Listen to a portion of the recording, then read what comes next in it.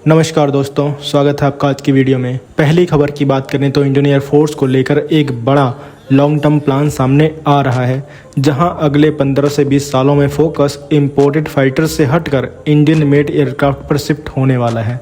तो रिपोर्ट्स के मुताबिक इंडियन एयरफोर्स का टारगेट है कि 2040 के आसपास उसके फ्लीट का मेजर हिस्सा इंडिजिनस फाइटर्स का हो, यानी फ्यूचर में एयरफोर्स की बैकबोन इंडियन एयरक्राफ्ट बन सकते हैं।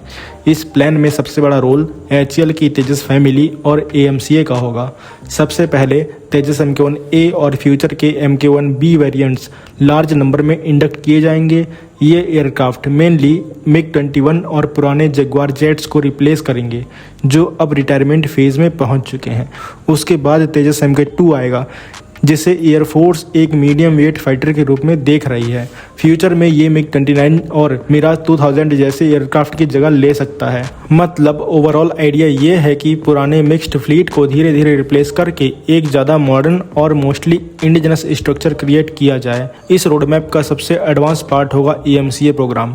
ये इंडिया का स्टील्थ फाइटर प्रोजेक्ट है, जो फ्यूचर एयर कॉम्बैट रिक्वायरमेंट को ध्यान में रखकर डेवलप किया जा रहा है। इसमें स्टील्थ डिजाइन, एडवांस्ड सेंसर्स और नेटवर्क सेंट्रिक वॉरफेयर जैसे फीचर्स एक्सपेक्टेड हैं।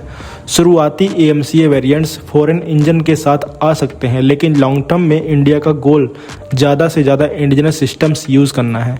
यानी इंडियन एयरफोर्स फ्यूचर में एक ऐसा फ्लीट स्ट्रक्चर बिल्ड करना चाहती है जहां मेजॉरिटी कॉम्बैट एयरक्राफ्ट इंडिया में ही डेवलप और मैन्युफैक्चर किए गए हों।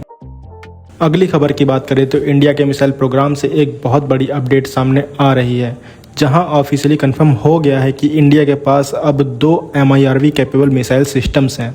एक है अग्नि प्राइम, जो अराउंड 2000 किलोमीटर रेंज कैटेगरी में आती है, और दूसरी एडवांस्ड अग्नि, जिसकी रेंज 5000 किलोमीटर से ज़्यादा बताई जा रही है।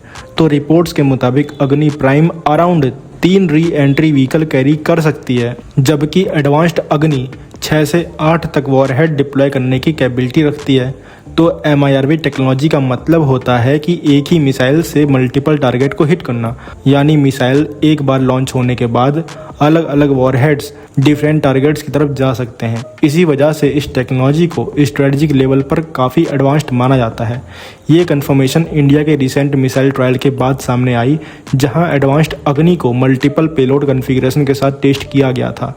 ट्रैकिंग सिस्टम और टेलीमेट्री नेटवर्क ने पूरे फ्लाइट को मॉनिटर किया और रिपोर्ट्स के मुताबिक मिशन ऑब्जेक्टिव सक्सेसफुली अचीव हुए।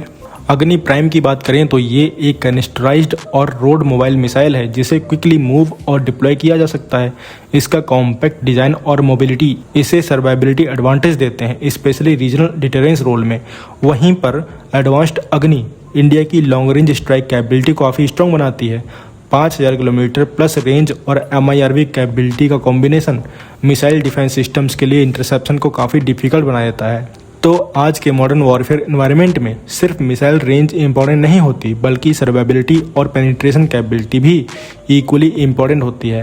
MIRV सिस्टम इसी रीजन से स्ट्रेटजिक फोर्सेस का मेजर पार्ट माने जाते हैं। ग्लोबली भी देखा जाए तो ऑपरेशनल MIRV टेक्नोलॉजी सिर्फ कुछ मेजर पावर्स के पास ही है।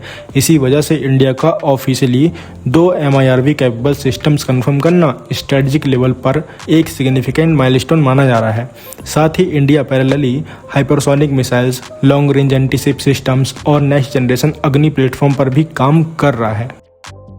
अगली खबर की बात करें तो SSS डिफेंस ने यूपी पुलिस को सक्सेसफुली 2000 M72 कार्बाइंस डिलीवर कर दी हैं। तो M72 कार्बाइन एक 5.56 45 mm कैलिबर वेपन है, जिसे स्पेशली कॉम्पैक्टनेस, क्विक हैंडलिंग और क्लोज रेंज ऑपरेशन को ध्यान में रखकर डिजाइन किया गया है।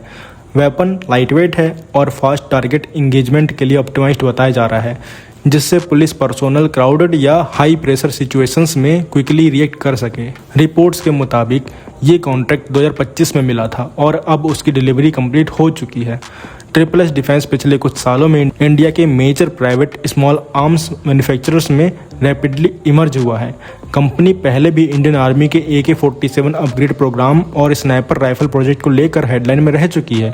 उनके पोर्टफोलियो में असॉल्ट राइफल्स, स्नाइपर सिस्टम, सब मशीन गन और टेक्टिकल एक्सेसरीज भी इंक्लूडेड हैं। पिछले कुछ टाइम से UP police surveillance systems, vehicles और कम्युनिकेशन इक्विपमेंट के साथ साथ मॉडर्न वेपन पर भी फोकस कर रही है। और आज के एनवायरनमेंट में सिर्फ मैन पावर इनफ नहीं होती, इक्विपमेंट क्वालिटी भी इक्वली इंपॉर्टेंट है। इसी वजह से स्टेट पुलिस फोर्सेस ग्रेजुअली पुराने लेगेसी वेपन से मॉडर्न प्लेटफॉर्म की तरफ शिफ्ट होते दिख रहे हैं। अगली खबर की बात करें तो इंडिया के जूरू डिफेंस ने अपना नया Stark anti tank drone reveal किया है और ये एक lightweight long range loitering munition है जिसे स्पेशली टैंक्स और आर्मर्ड व्हीकल को डिस्ट्रॉय करने के लिए डिजाइन किया गया है। बैटलफील्ड ट्रेंड्स देखे जाएं तो आजकल टॉप अटैक ड्रोन्स का इंपॉर्टेंस काफ़ी रैपिडली बढ़ रहा है और स्टार्क भी इसी कॉन्सेप्ट पर बेस्ड है और ड्रोन को इस तरह डिजाइन किया गया है कि ये आर्मर्ड व्हीकल्स के अपर सेक्शन पर अटैक करे, क्योंकि टैंक का टॉप आर्मर यूजुअली फ्रंट और साइड आर्मर के कंपैरिजन में वीक होता है। इसी वजह से modern loitering munitions increasingly top attack profile use कर रहे हैं। तो रिपोर्ट्स के मुताबिक स्टार्क की रेंज अराउंड 100 किलोमीटर तक है और ये अराउंड 200 किलोमीटर पर आवर की स्पीड मेंटेन कर सकता है। और इंटरेस्टिंग बात इसका प्रपल्जन सेटअप है। ये बैटरी पावर ड्रोन है, लेकिन कंपनी ने इसका एरोडायनेमिक डिजाइन ऐसा रखा है कि ये सिर्फ कंटिन्यूस पावर्ड फ्लाइट पर डिपेंडेंट नहीं रहता। एफिशिएंट विंग स्ट्रक्चर की वजह से ड्रोन काफ़ी डिस्टेंस ग्लाइड मोड में भी कवर कर सकता है और इसका एडवांटेज ये होता है कि इंडोरेंस इंप्रूव होती है, बैटरी कंजम्पशन कम होता है और थर्मल सिग्नेचर भी लोअर रहता है। मतलब एनिमी के इंफ्रारेड सिस्टम्स के लिए डिटेक्ट करना कंपैरेटिवली डिफिकल्ट हो सकता है। एक और मेजर फीचर इसका हेलीकॉप्टर लॉन्च कैपेबिलिटी है।